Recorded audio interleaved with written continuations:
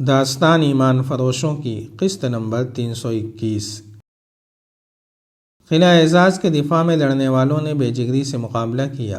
تمام دن اور ساری رات انہوں نے سلطان ایوبی کی فوج کو قلعے کے قریب نہ آنے دیا۔ دیواریں توڑنے والی پارٹیوں نے بہت کوشش کی کہ کسی جگہ سے دیوار کے قریب چلے جائیں اور دیوار توڑ سکیں، لیکن تیر اندازوں نے انہیں قریب نہ آنے دیا۔ اگلے دن بڑی منجنیقوں سے قلعے کے دروازے پر وزنی پتھر مارے گئے۔ آتش گیر مادہ کی ہانڈیاں بھی دروازے پر پھینک کر آتشیں تیر چلائے گئے۔ شعلوں نے دروازے کو چاٹنا شروع کر دیا۔ اوپر سے اعزاز کے تیر اندازوں نے منجنیقوں کے کئی آدمی زخمی اور شہید کیے، لیکن اس قربانی کے بغیر قلعہ سر کرنا ممکن نہیں تھا۔ ایک شہید ہوتا تو دوسرا اس کی جگہ لے لیتا تھا۔ دروازہ جل رہا تھا اور اس پر لگاتار پتھر پڑ رہے تھے۔ بہت دیر بعد پتھر دروازے میں سے اندر جانے لگے۔ شعلوں نے لکڑی کو کھا لیا تھا۔ لوہے کا فریم باقی تھا جو پتھروں سے ٹیڑھا ہو رہا تھا۔ رات کو شعلے بجھ گئے۔ دروازے کا آئینی ڈھانچہ رہ گیا۔ اس میں سے پیادے گزر سکتے تھے، گھوڑے گزارنا مشکل تھا۔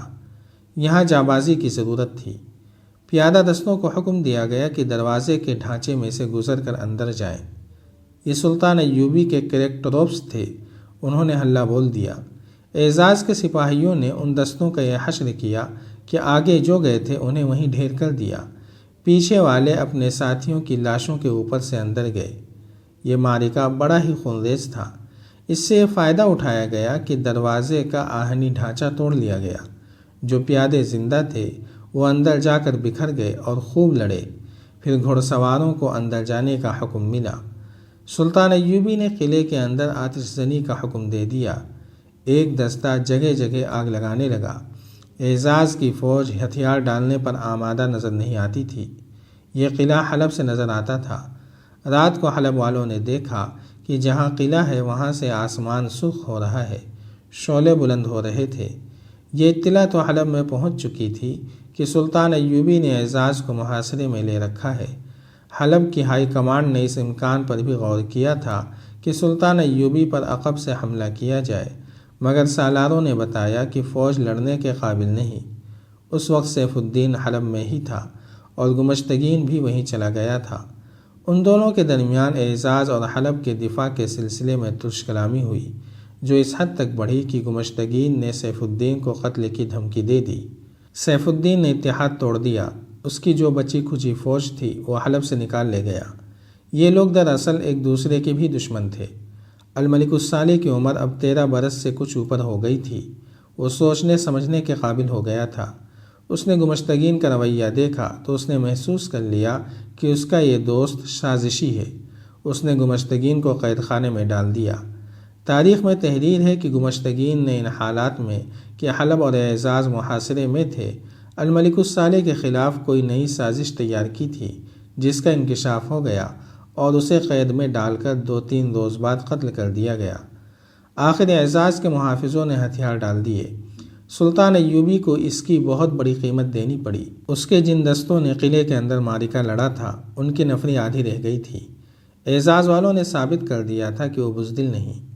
سلطان ایوبی نے فوراً حلب کو محاصرے میں لے لیا۔ حلب قریب ہی تھا۔ حلب کے اندر جذبے کی ایک کیفیت تھی کہ رات اعزاز کے شعلوں نے انہیں دہشت زدہ کر دیا تھا۔ انہیں یہ بھی معلوم تھا کہ ان کی فوج میں اتنا دم نہیں رہا کہ شہر کا دفاع کر سکے۔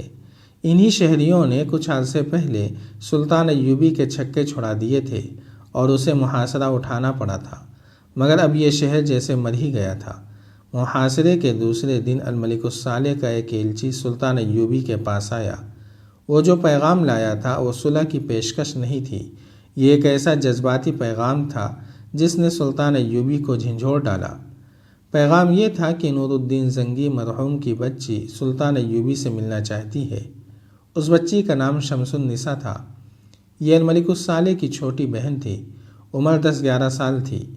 الملک الصالح جب دمشق سے حلب گیا تو اپنی بہن کو بھی ساتھ لے گیا تھا۔ ان کی ماں رضی خاتون بنت معین الدین بیوہ نور الدین زنگی دمشق میں ہی رہی تھی۔ وہ سلطان ایوبی کی حامی تھی۔ سلطان ایوبی نے حلب کے ایلچی کو جواب دیا کہ بچی کو لے آئے۔ بچی آ گئی۔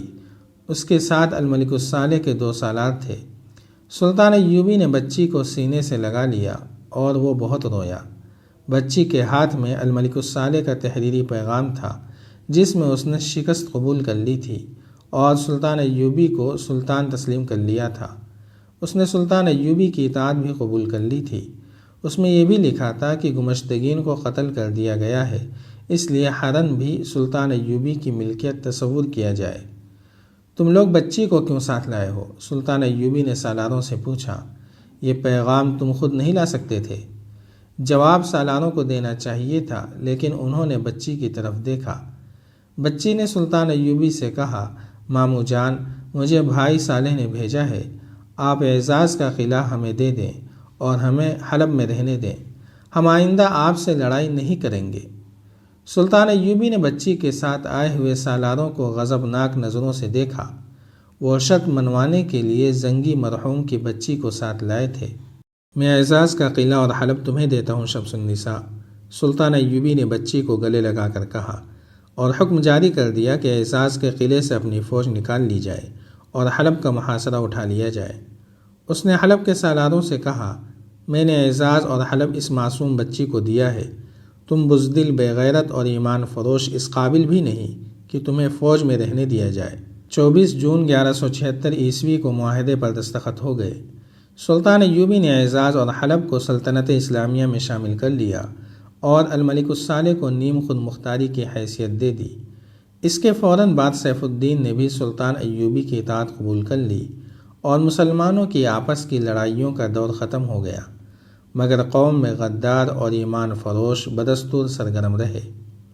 قبرستان بہت ہی وسیع تھا، تمام قبریں ابھی تازہ تھیں، مٹی کی ڈھیریاں بے ترتیب تھیں، کوئی اونچی کوئی نیچی، بعض قبریں ایک دوسرے سے مل گئی تھیں۔ میدان جنگ کی قبریں ایسی ہی ہوا کرتی ہیں۔ حماد سے حلب تک ایسے 3 قبرستان تیار ہو گئے تھے۔ یہ سرسبز اور شاداب خطہ اداس ہو گیا تھا، اس کی فضا خون کی بو سے بوجھل ہو گئی تھی۔ جہاں پرندے چہچہاتے تھے وہاں گدھ منڈلا رہے تھے۔ ایسا ایک قبرستان حلب کے مضافاتی قلعہ اعزاز کے قریب تھا۔ قبروں کی مٹی ابھی نمناک تھی۔ سلطان صلاح الدین ایوبی کی فوجوں کا امام چند ایک فوجیوں کے ساتھ وہاں کھڑا فاتحہ پڑھ رہا تھا۔ اس نے جب منہ پر ہاتھ پھیرے تو آنسو اس کی داڑھی تک پہنچ چکے تھے۔ یہ خطہ بانجھ ہو جائے گا، یہاں اب کوئی پتا ہرا نہیں ہوگا، اس نے کہا۔ یہاں ایک ہی رسول صلی اللہ علیہ وسلم کی اطاعت کرنے والے، ایک ہی کلمہ اور ایک ہی قرآن پڑھنے والے ایک دوسرے کے قاتل ہو گئے تھے۔ جس زمین پر بھائی کے ہاتھوں بھائی کا خون گرتا ہے وہ زمین سوکھ جاتی ہے۔ یہاں تکبیر کے نعرے ٹکرائے تھے، یہ سب مسلمان تھے، ایک دوسرے کے ہاتھوں قتل ہوئے، حق کے نام پر جانیں قربان کرنے والے شہید ہوئے اور باطل کے ساتھی اس رتبے سے محروم رہے۔ یہ سب روز محشر اکٹھے اٹھائے جائیں گے۔ خدا ذوالجلال انہیں یہ تو ضرور پوچھیں گے کہ خون جو تم نے ایک دوسرے کا بہایا ہے، اتنا تم مل کر اسلام کے دشمن کا بہاتے تو فلسطین ہی نہیں یورپ بھی تمہارا ہوتا۔ گھوڑوں کے قدموں کی ہنگامہ خیز آوازیں سنائی دیں۔ امام کے ساتھ کھڑے کسی فوجی نے کہا، سلطان آ رہے ہیں۔ امام نے گھوم کر دیکھا، سلطان صلاح الدین ایوبی آ رہا تھا۔ اس کے ساتھ سالار اور محافظ دستے کے 6 سوار تھے۔ قبرستان کے قریب آ کر سلطان ایوبی نے گھوڑا روکا، اترا اور امام کے قریب آ کر فاتحہ پڑھ کر اس نے امام سے ہاتھ ملایا۔ سلطان محترم، امام نے سلطان ایوبی سے کہا، یہ صحیح ہے کہ یہ بھی مسلمان تھے جو ہمارے خلاف لڑے، لیکن میں انہیں اس قابل نہیں سمجھتا کہ ان کے قبروں پر فاتحہ پڑھی جائے۔ انہیں شہیدوں کے ساتھ دفن نہیں کرنا چاہیے تھا۔ ہمارے مجاہدین حق کے خاطر لڑ رہے تھے، انہیں آپ نے دشمن کے مقتولین کے ساتھ دفن کرا دیا ہے۔ میں انہیں بھی شہید سمجھتا ہوں جو باطل کی خاطر ہمارے خلاف لڑے تھے، سلطان ایوبی نے کہا۔ یہ اپنے حکمرانوں کی فریب کاری کے شہید ہیں۔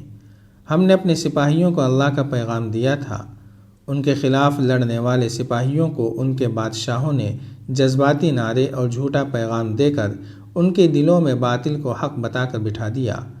ان کے اماموں نے انعام و اکرام لے کر سپاہیوں کو گمراہ کیا اور اللہ اکبر کے نعرے لگا کر اللہ اور رسول کے احکام کی خلاف ورزی کرائی۔ میں ان کی لاشوں کو ایک ہی گڑھے میں دبا کر یا کہیں پھینک کر ان کی توہین نہیں کرنا چاہتا تھا۔ ہمارے دشمن مسلمانوں کے جن سپاہیوں کا احساس ہو گیا تھا کہ انہیں گمراہ کیا گیا ہے وہ ہمارے ساتھ ہیں، اور یہ جو مر گئے ہیں ان تک روشنی نہیں پہنچی تھی، کیونکہ بادشاہی کے دلدادہ حکمرانوں نے ان کی آنکھوں پر پٹی باندھ دی تھی۔ جاری ہے۔ اگر آپ کو یہ قسط وار سلسلہ پسند آ رہا ہے تو لائک، شیئر اور کمنٹ کے ذریعے ہماری حوصلہ افزائی کریں۔ جزاک اللہ خیرا۔